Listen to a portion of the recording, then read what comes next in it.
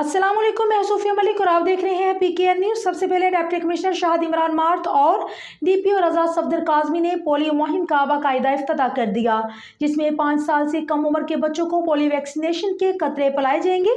Bureau chief मंडी बहाउद्दीन यासर अली की report. Deputy commissioner Shahid Imran math और DPO रजा सफदर काज़मी का इंसदाद पोलियो मुहिम की इफ्तिताही तकरीब से खिताब करते हुए कहना था कि पोलियो का खात्मा कौमी जिम्मेदारी है। इस नासूर को जड़ से उखाड़ फेंकने के लिए मुतल्लिका अफसरान और फील्ड में मसरूफ अमल पोलियो टीम में एहसास जिम्मेदारी का मुजाहरा करते हुए अपने फराइज मुस्तैदी और जानफशानी से सर अंजाम देंगे और अपने हदाफ पर हर सूरत मुकम्मल करेंगे ताकि जिला का पोलियो फ्री स्टेटस बरकरार रखा जाए। उन्होंने गुज़िश्ता पोलियो मुहिम की खामियों को दूर करने की हदायत की।